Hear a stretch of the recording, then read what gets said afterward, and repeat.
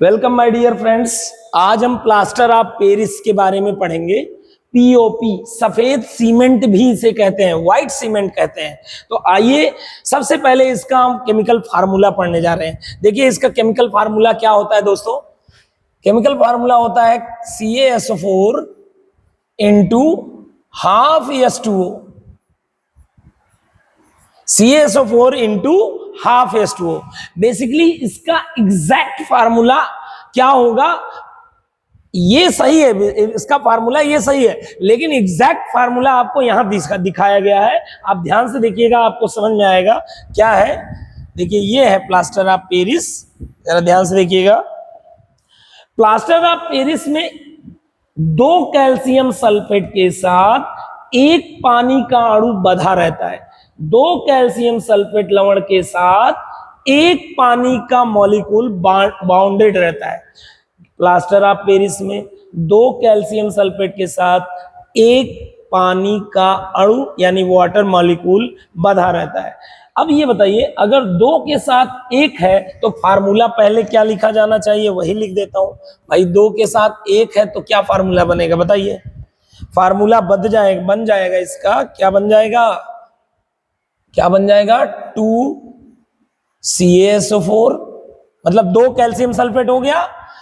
बंधे हुए पानी को इंटू से दिखाते हैं, और बंधा हुआ पानी इंटू से दिखाते हैं, और उसी को वाटर ऑफ क्रिस्टलाइजेशन भी कहते हैं, क्रिस्टलाइन वाटर कहते हैं। तो बताओ कि 2 कैल्शियम सल्फेट के साथ कितने मॉलिक्यूल वाटर के हैं, 1।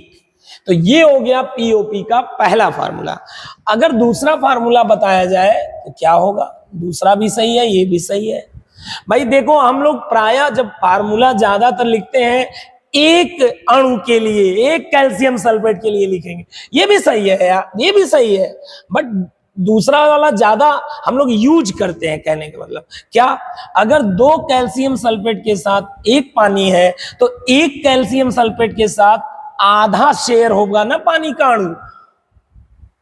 1 कैल्शियम सल्फेट के साथ कितना अणु पानी का शेयर हो पाएगा, आधा ही तो उसका हिस्सा उस पे जता सकता है। भाई 2 कैल्शियम सल्फेट ने 1 वाटर मॉलिक्यूल पर अपना हक जताया, तो 1 कैल्शियम सल्फेट आधे पर ही तो अपना हक जताएगा। तो इस प्लास्टर ऑफ पेरिस का जो फार्मूला हो गया दोस्तों, क्या हो गया formula, CaSO4 into half H2O। Formula दोनों ही सही है, आपको जो इच्छा हो वो लिखिए, कोई मनाही नहीं है, दोनों सही है। लेकिन हम लोग इसी फार्मूले को ज्यादा इस्तेमाल करते हैं, किताबों में भी यही लिखा रहता है ज्यादातर, एग्जाम में लेकिन दोस्तों ये भी आ चुका है। चलिए ये बताइए कौन सा अब क्वेश्चन आया एग्जाम में, formula for plaster of Paris is, बताइए कौन सा फार्मूला सही है इसमें। ये वाला तो सही है ही है भाई। 1 कैल्शियम सल्फेट के साथ हाफ मॉलिक्यूल वाटर होता है। अच्छा ये भी सही है, 2 कैल्शियम सल्फेट के साथ 1 वाटर का मॉलिक्यूल होता है, ये भी सही है। क्या 1 कैल्शियम सल्फेट के साथ 2 पानी के अणु होते हैं, बिल्कुल नहीं। 1 कैल्शियम के साथ तो आधा होता है, तो ये गलत हो गया। अच्छा ये वाला, ये भी गलत, तो ये दोनों सही है, A एंड C। ये देखो, ये ऑप्शन एग्जाम में आपको लगा के आना है। अब आइए नेक्स्ट, इधर देखिए ध्यान से। अच्छा यहां पर एक चीज और, क्रिस्टलन जल क्या बारे में हम थोड़ा सा बात कर लेते हैं। क्रिस्टलाइन वाटर किसे कहते हैं, क्रिस्टलाइन वाटर, ये थोड़ा सा बहुत जरूरी टॉपिक है, थोड़ा ध्यान से सुनिएगा।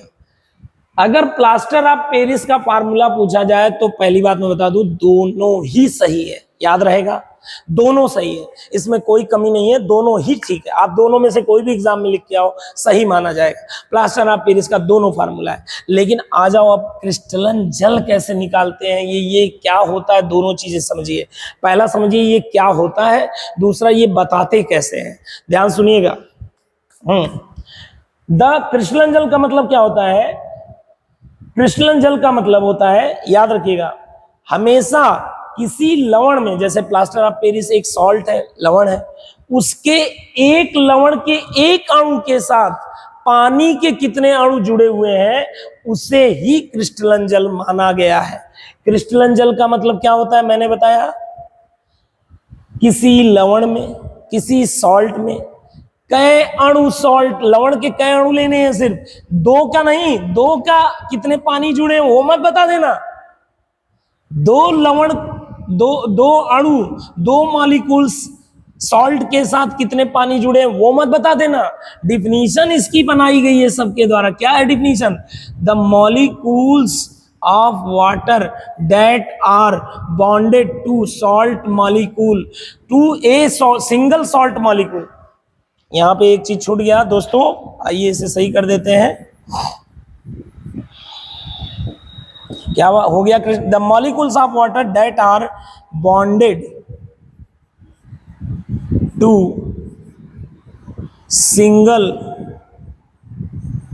Single salt molecule. ये सिंगल बहुत इंपॉर्टेंट वर्ड है। क्रिस्टलाइन वाटर जब पूछेगा तो दोस्तों एक सॉल्ट के मॉलिक्यूल के साथ कितने वाटर हैं वही बताएंगे आप। एक सॉल्ट तो बताओ, एक के साथ कितने हैं? आधा। यानी पीओपी में कितने क्रिस्टलाइन वाटर होते हैं? पीओपी में एक सॉल्ट के साथ, एक मॉलिक्यूल के साथ सॉल्ट के कितने वाटर है? हाफ। तो ये है क्रिस्टलाइन वाटर।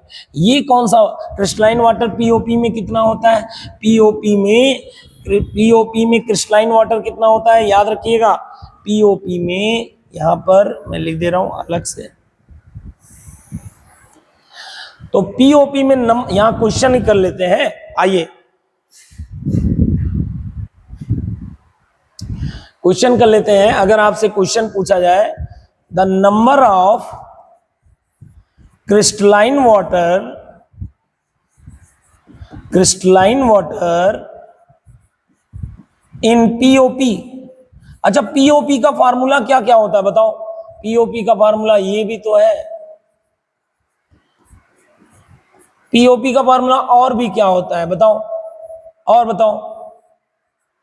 2CaSO4। अगर दो कैल्शियम सल्फेट के साथ, एक कैल्शियम सल्फेट के साथ आधा अणु है, आधा मॉलिक्यूल है, तो दो कैल्शियम सल्फेट के साथ एक मॉलिक्यूल पूरा होगा। तीसरा फार्मूला और बना सकते हो आप, करोड़ों फार्मूले पीओपी के बना सकते हो। पीओपी के सिर्फ दो ही फार्मूले नहीं, कई फार्मूले आप बना सकते हो। आइए तीसरा फार्मूला क्या हो जाएगा भैया? एक कैल्शियम सल्फेट के साथ हाफ मॉलिक्यूल है, दो कैल्शियम सल्फेट के साथ एक है, तो चार कैल्शियम सल्फेट के साथ पूछे कितने पानी के मॉलिक्यूल्स बंधे होंगे? एक के साथ आधा, दो के साथ एक, दो के साथ एक, तो चार के साथ दो होंगे। ये सब पीओपी का फार्मूला है। अब बताना है नंबर ऑफ क्रिस्टलाइन वाटर। क्या बताएंगे? एक बताएंगे, या आधा बताएंगे, या दो बताएंगे, या आप कुछ और बताएंगे? चार बताएंगे। क्या बताएंगे? इनमें से कौन सा सही है? देखो, इनमें से सिर्फ एक ही सही है दोस्तों। कौन सा सही है मित्रों, प्यारे मित्रों? यही सही है सिर्फ, क्योंकि क्रिस्टलाइन वाटर की डिफिनीशन में एक अणु सॉल्ट के साथ कितने पानी के लोग जुड़े हैं वो बताते हैं। फार्मूला तीनों सही है पीओपी का, बट क्रिस्टलाइन वाटर के लिए सिर्फ इसी से बताना है। आ गया समझ में? सिर्फ इसी वाले से बताना है। आ गया होगा। आइए इधर, अब आगे चलते हैं, ध्यान से देखिएगा। रासायनिक नाम क्या होता है इसका? रासायनिक नाम, केमिकल फार्मूला, इसका नाम है कैल्शियम सल्फेट हेमीहाइड्रेट। क्या नाम है दोस्तों? कैल्शियम सल्फेट, और हाफ को हम लोग हेमी बोलते हैं, और H2O को क्या बोलते हैं? हाइड्रेट। आगे चलो दोस्तों, आगे चलो। बनाते कैसे हैं इसे? बहुत आसान है बनाना। सबसे पहले आप क्या करते हैं? जिप्सम खरीद के लाते हैं। जिप्सम, जिप्सम एक प्रकार का फर्टिलाइजर, खाद भी है, ग्रे कलर का होता है, डार्क ग्रे कलर का। जिप्सम, देखो जिप्सम का फार्मूला जो होता है एकदम मिलता जुलता है। जिप्सम का फार्मूला प्लास्टर ऑफ पेरिस से, अलर्ट हो जाइए, मिलता जुलता है। अलर्ट हो जाइए, जिप्सम का फार्मूला प्लास्टर ऑफ पेरिस से मिलता जुलता है। ये दोनों में थोड़ा सा डिफरेंस है। प्लास्टर ऑफ पेरिस में एक मॉलिक्यूल सॉल्ट के साथ आधा ही, एक कैल्शियम सल्फेट के साथ आधा H2O है। इसमें एक कैल्शियम सल्फेट के साथ मित्रों दो H2O रहता है। इसमें इसका मतलब ज्यादा H2O रहता है। अंदर बधा हुआ, यानी पीओपी में कम H2O रहता है, एक के साथ आधा ही बधा रहता है, एक के साथ इसमें 2 बधा रहता है, इसमें ज्यादा वाटर अंदर बधे रहते हैं। अच्छा एक चीज और, आप ये समझने की गलती मत कीजिएगा कि जिप्सम में वाटर बधा हुआ है, इसमें हाथ डालेंगे तो हाथ गीला हो जाएगा। ये वाटर हाथ को गीला नहीं करते। यहाँ डिफिनेशन लिखा है, जो क्रिस्टलाइन वाटर होते हैं, the molecules of water that are bonded to a single salt molecule, उसे ही क्रिस्टलन जल कहते हैं। एक लवण के अणु के साथ जो पानी के अणु चिपके हों उसे क्या कहते हैं? क्रिस्टलन जल। और they are not too free to wet our hand, वे फ्री नहीं होते कि हमारा हाथ गीला कर सके, क्योंकि वो बधे होते हैं। तो क्या ये जिप्सम हमारे हाथ को गीला करेगा? क्या प्लास्टर ऑफ पेरिस में वाटर है, क्या वो हमारे हाथ को गीला करेगा? कभी नहीं।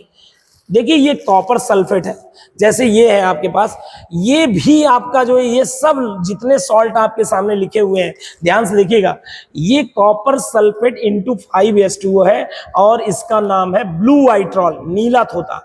इसमें अगर आपको मैं दिखाऊं, इसका फार्मूला है CuSO4 into 5H2O, copper sulphate pentahydrate, 5 अणु क्रिस्टलन जल है। ये क्रिस्टलन जल बधे होते हैं, हाथ को गीला नहीं करते। अगर मैं आपको दिखाऊं तो ये देखिए, ये देख पा रहे हैं, ये हाथ को गीला कर रहा है? बिल्कुल नहीं गीला कर रहा है, ये एकदम सूखा सूखा सा होता है, ड्राई होता है ये। भले इसमें क्रिस्टलाइन वाटर है, वो अंदर है भाई साहब, बधा हुआ है, वो उसका साथ नहीं छोड़ सकता। जो प्लस वाटर होता है, प्लस करके लिखा होता है, वो आपको गीला, इंटू वाले नहीं। चलो भाई, जिप्सम का ये फार्मूला हो गया। अब मैं बात करने जा रहा हूं, अच्छा यहाँ पे और भी मैं बात कर लूं, जैसे सोडियम कार्बोनेट डेकाहाइड्रेट, जिसे आप वॉशिंग सोडा कहते हैं, इसमें 10 क्रिस्टलाइन वाटर होते हैं। जिप्सम में कितने क्रिस्टलाइन वाटर होते हैं? देखो क्रिस्टलाइन वाटर की डिफिनेशन में हम बार बार कह रहे हैं, सिंगल सॉल्ट मॉलिक्यूल से कितने जुड़े हैं, तो सिंगल के साथ जिप्सम में कितने जुड़े हैं? 2। यहां सिंगल कॉपर सल्फेट के साथ कितने ऐड बधे हुए हैं? 5। यहां सिंगल Na2CO3 के साथ कितने बधे हैं? 10। यहां सिंगल FeSO4 के साथ कितने बधे हैं? 7। फेरस सल्फेट क्रिस्टल है, ये जो आपका है ग्रीन वाइट्रॉल कहलाता है, यानी हरा कशिश कहलाता है, हरा कशिश। ये नीला थोथा है, ये वाला जिप्सम है। अब प्लास्टर ऑफ पेरिस में कितने क्रिस्टलाइन वाटर होते हैं? हाफ। तो चलिए आगे चलते हैं। अब दोस्तों, बनाने की विधि की बात करें अगर, तो ये बनता कैसे है? सबसे पहले जिप्सम लेते हैं, जिप्सम में ज्यादा क्रिस्टलाइन वाटर होते हैं। जिप्सम को एग्जैक्टली हम लोग 100 डिग्री सेल्सियस तक गर्म करते हैं, इससे कम नहीं, इससे ज्यादा नहीं। Temperature is very very very very very important, याद रखिएगा। इससे कम करोगे तो कोई फायदा नहीं होगा, इससे ज्यादा करोगे तो बहुत बड़े नुकसान में चले जाओगे। कम करोगे तो नुकसान में नहीं जाओगे, लेकिन आपका जो टारगेट था वो पूरा नहीं होगा, इससे आप पीओपी नहीं बना पाओगे। ज्यादा पे कर दोगे तो पीओपी नहीं बल्कि कुछ और बन जाएगा, समझ गए ना? कम पे करोगे तो पीओपी नहीं बनेगा, फिर वहां तक तो गर्म करना ही पड़ेगा। आओ, 100 डिग्री सेल्सियस को 373 केल्विन भी कहते हैं। केल्विन में अगर बोलेंगे 373। तो कैल्शियम सल्फेट, ये आपका बाईहाइड्रेट। जिप्सम को अगर हम 100 डिग्री सेल्सियस पर गर्म करें तो इसमें से 2 पानी के अणु में से 1.5 अणु निकल जाएंगे, या 1.5 वाटर मॉलिक्यूल क्या हो जाएंगे? इवेपोरेट हो जाएंगे, निकल जाएंगे। तो बचेगा क्या? बचेगा क्या भैया? पहले निकल क्या गया वो बताओ, निकल क्या गया वो बताओ, क्या निकल गया? 3/2H2O क्या हो गया? निकल गया।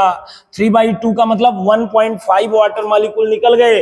अब बचे कितने इसमें? हाफ H2O बचा सिर्फ, और इनटू में हाफ H2O बचा, और ये CaSO4 है। अब ये क्या बन गया दोस्तों? ये बन गया पीओपी। इतनी बात समझ में आ गई? पीओपी बनाने की विधि हो गई, खत्म। नोट बहुत जरूरी चीज है, ध्यान से देखिएगा। नोट क्या है, ध्यान से देखिए, बहुत अच्छी बात है। नोट में अगर कोई लड़का ये पूछे, सर अगर 100 डिग्री से भी ज्यादा गर्म कर दे तो देखिए क्या होगा। इफ वी हीट फर्दर, अगर हम और ज्यादा हीट दें, देन टेम्परेचर क्या होगा, टेम्परेचर क्या होगा, तापमान क्या हो जाएगा, विल बिकम, टेम्परेचर हो जाएगा more than 100 degree, more than 100 degree. Temperature क्या हो जाएगा दोस्तों, 100 डिग्री से क्या हो जाएगा, बढ़ जाएगा। अगर हम और हीट देने लगे तो टेम्परेचर क्या हो जाएगा, मोर देन 100 डिग्री, 100 डिग्री से भी ज्यादा टेम्परेचर हो जाएगा। और तब क्या होगा जानते हैं, ये 100 डिग्री पे तो पीओपी बन गया, अब और हीट दोगे तो ये जो पीओपी बना है इसका राम नाम सत्य हो जाएगा। देखो क्या हो जाएगा, ये जो CaSO4 इंटू हाफ H2O बना था 100 डिग्री पहुंचने पर ये बन गया ये सारा। और हीट देते रहोगे तो इसका बचा कुचा जो वाटर है ये भी ग्रेटर देन 100 डिग्री यहां लिख देते हैं, 100 डिग्री से ज्यादा गर्म कर रहे हैं हम, तो क्या होगा दोस्तों, देखिए हीटिंग एबव 100 डिग्री। अब क्या होगा, ये भी उड़ जाएगा और बचेगा क्या, CaSO4 बचेगा। अब यहां एक चीज बहुत अच्छे से समझ लीजिएगा, अब आप कई लड़के सोच रहे होंगे सर अगर इसमें पानी डाल दें, इसमें पानी डाल दें तो क्या ये बन जाएगा, नहीं बन पाएगा। यही तो मैं कहना चाह रहा हूं, अगर इसको आपने और ज्यादा ध्यान नहीं दिया टेम्परेचर का अगर ध्यान नहीं दिया तो पीओपी बनने के बाद ये आगे बढ़ जाएगा, और ये आगे बढ़ने का मतलब और आगे इसमें कन्वर्ट हो जाएगा, और ये जो होगा ये आपके लिए बेकार होता है, बेकार पदार्थ है, बेकार पदार्थ है, ये किसी काम नहीं आएगा। लेकिन दोस्तों यहां देखिएगा ध्यान से, अगर जिप्सम को पहली बार 100 डिग्री पर गर्म किए तो पीओपी बन गया, पीओपी में अगर पानी मिला दोगे तो ये फिर से बन जाएगा जिप्सम, ये भी बात है, पीओपी से जिप्सम बन जाएगा, पीओपी में पानी मिला दो तो जिप्सम बन जाएगा। लेकिन अगर पीओपी बनते समय अगर आपने जिप्सम को गर्म किया, पीओपी बना रहे हैं, पीओपी बनने के बाद भी गर्म करते रहे, ये अगर बन गया, इसमें पानी डालोगे तो वापस ये नहीं बनेगा ना तो ये बन पाएगा, ये कुछ भी काम नहीं आएगा, ये बिल्कुल बेकार पदार्थ है, यूजलेस है पूरी तरह से। इसीलिए इसे कहते हैं डेड बर्न्ट, इसे क्या कहते हैं, मृत ज्वलित, डेड बर्न्ट यानी मृत ज्वलित कहते हैं। क्या कहते हैं, मृत ज्वलित। आ गया समझ में कि नहीं? तो ये नोट में एक चीज आप ध्यान रखिएगा, अगर हम 100 से भी ज्यादा गर्म कर दें तो बचा हुआ शेष water, remaining water will be vaporised, ये वेपर बन जाएगा, बचेगा ये, and we will get dead burnt useless substance, useless substance हमें मिल जाएगा। इससे हम ना तो कभी पानी डाल के ये पाएंगे और ना तो कभी ये मिलेगा, इससे कुछ भी नहीं मिलेगा, पानी डालोगे सोखेगा ही नहीं। हाँ लेकिन ये बात है, याद रखिएगा, मैं ये मना नहीं कर रहा हूं, पीओपी में पानी डाल दोगे तो फिर से जिप्सम बन जाएगा। ये यहाँ पे जल से क्रिया हम पढ़ेंगे ना, वाटर से रिएक्शन, पीओपी की वाटर से रिएक्शन करने जा रहे हैं। आइए देखते हैं रिएक्शन विद वाटर, पीओपी की रिएक्शन वाटर से, आइए देखते हैं पीओपी की रिएक्शन वाटर से। पहले भौतिक गुण पढ़ेंगे, इतनी बात समझ में आ गई। भौतिक गुण क्या होता है, इसका कलर जो होता है, रंग सफेद होता है, वाइट। दूसरा, इसमें कोई स्मेल नहीं होती, ऑर्डरलेस, गंध नहीं होती, गंधहीन होता है। नंबर 3, ये वाटर में बहुत अच्छे से सॉल्युबल नहीं है, सॉल्युबल है, ठीक ठाक सॉल्युबल है, तो वाटर सॉल्युबल है, soluble in water, soluble in water. और चौथी प्रॉपर्टी की अगर बात करें तो दोस्तों ये जो है जल में विलेय है, गंधहीन है, रंग सफेद है, सॉलिड होता है, ये सॉलिड होता है। पांचवी प्रॉपर्टी की बात करें, इसकी हीट कंडक्टिविटी, मतलब अगर इधर से गर्म कर रहे हो यहां से, तो यहां तक हीट आने में ज्यादा टाइम लेगा। हीट अच्छा एक जगह से दूसरी जगह कंडक्ट नहीं करता, हीट कंडक्टिविटी लो है। ऊष्मा चालन कम है। उष्मा उष्मा का ये एक तरीके से कुचालक है। Heat conductivity is very low, heat conductivity is very low. बात समझ में आ गई? आगे चलें कि ना चलें? चलो भाई, अब आगे आ जाते हैं रासायनिक गुण। जल से क्रिया, भाई यही देखो पीओपी है ना, यही तो बोला था। अगर पीओपी में, पीओपी का हमने केमिकल प्रॉपर्टी पढ़ना है, अगर पीओपी में, जैसे पीओपी का फार्मूला बताइए क्या होता है, CaSO4 इंटू हाफ H2O। अगर इसमें आपने वाटर मिला दिया तो ये वाटर में से कितना वाटर को एब्जॉर्ब कर लेगा? एग्जैक्टली जितना ये बनते समय लूज किया था उतना ही 1.5 H2O फिर से खा जाएगा और बना लेगा दोस्तों क्या, फिर से जिप्सम बन जाएगा। यानी CaSO4 इंटू 2H2O बना लेगा। अब आपके मन की बात क्लियर हो गई होगी। अगर आप बनाने की विधि में देखें, जिप्सम को गर्म करो पीओपी बनेगा। पीओपी को 100 डिग्री पर ही बनता है। अगर इससे ज्यादा गर्म कर दिए तो ये बन जाएगा, रिमेनिंग वाटर भी उड़ गया, ये बन गया। अब इसमें चाहो कि पानी से रिएक्शन करा दो, ये करता ही नहीं, बेकार है। इसलिए ध्यान रखिएगा ये चीज 100 से ज्यादा ना होने पाए। अब आते हैं, अगर 100 से ज्यादा हो जाएगा तो आपका जिप्सम से पीओपी बना और आपने ध्यान नहीं दिया, इधर उधर घूमने चले गए, तो आपका ये जो बेकार सब्सटेंस बन जाएगा, यानी जिप्सम बेकार हो जाएगा आपका। कि जिप्सम जितना आपने यूज किया, सोचा कि पीओपी बन जाएगा, वो सब कन्वर्ट हो गया इसमें बेकार चीज में। समझ में आया ना? इसलिए पीओपी नहीं बन पाएगा। तब आ जाओ इधर, जल से क्रिया। मैंने फिर से बताया, अगर पीओपी की क्रिया, पीओपी की रिएक्शन जल से करें तो फिर से हमें क्या बन जाएगा? जिप्सम बन जाएगा। तो ये है आपका खत्म। ये आइए उपयोग पढ़ते हैं दोस्तों। उपयोग क्या क्या है? पहला उपयोग इसका क्या होता है, ध्यान से सुनिएगा। सबसे पहला उपयोग, जो to fill the cavity in teeth, जो कैविटी होती है दांत में, कभी कभी दांत कई लोग के कीड़े खा जाते हैं, उसको फिल करने में, कैविटी ऑफ टीथ, दांत के कैविटी को भरने में। दूसरा इसका सबसे ज्यादा यूज होता है टॉय एंड आइडल्स, यानी खिलौने और मूर्तियां मैन्युफैक्चरिंग में, बनाने में, मैन्युफैक्चरिंग करने में। ठीक है। तीसरा इसका इस्तेमाल अगर हम बात करें, दो तो हो गया, एक दांत कैविटी हो जाए तो उसको भरने में, दूसरा इसका टॉय खिलौने बनाने में। तीसरा इसका इस्तेमाल करते हैं हम लोग, सबसे ज्यादा इसका इस्तेमाल होता है टूटी हुई हड्डियों को जोड़ने में।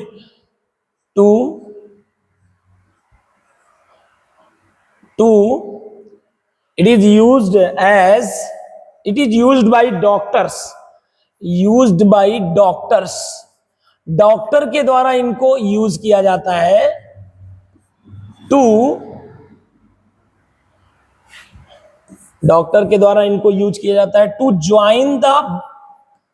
टू ज्वाइन द जोड़ने के लिए, फ्रैक्चर्ड बोन्स, टूटी हुई हड्डी को जोड़ने के लिए, एट करेक्ट पोजीशन, सही जगह पर जोड़ने के लिए इसका इस्तेमाल करते हैं। समझ गए आप? तो ये आपके 3 उपयोग हो गए। चौथा एक और उपयोग अगर लिखना हो तो ये लिख दीजिए। इनका उपयोग होता है फॉल्स सीलिंग बनाने में। क्या बनाने में? False ceiling. ये क्या होता है, आइए देखते हैं। फॉल्स सीलिंग बनाने में, फॉल्स सीलिंग किस काम आता है? जैसे मान लीजिए ये छत है ऊपर, ठीक है, इस छत में उससे नीचे एक लेयर बनाया जाता है ताकि बीच में एक्स्ट्रा तार ऊपर की या पाइप को छिपाया जा सके, उस लिए फॉल्स सीलिंग। फॉल्स माने झूठा सीलिंग, ये सीलिंग ही तो है लेकिन ये असली है ऊपर जो है अभी। इसके नीचे एक और कई जगहों पे लोग बनाते हैं अपने घर में फॉल्स सीलिंग, एक झूठा छत, और उसके बीच में अपने छत पे कबाड़े या कुछ भी चीजें हो उसी में रहती हैं उसके अंदर।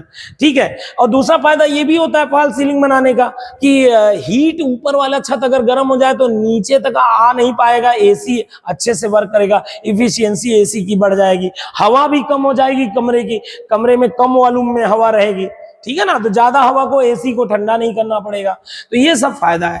फॉल्स सीलिंग मैन्युफैक्चरिंग में इसका इस्तेमाल होता है। तो बस दोस्तों, आप सभी से रिक्वेस्ट है, प्लीज वीडियो को लाइक और सब्सक्राइब जरूर करें। धन्यवाद।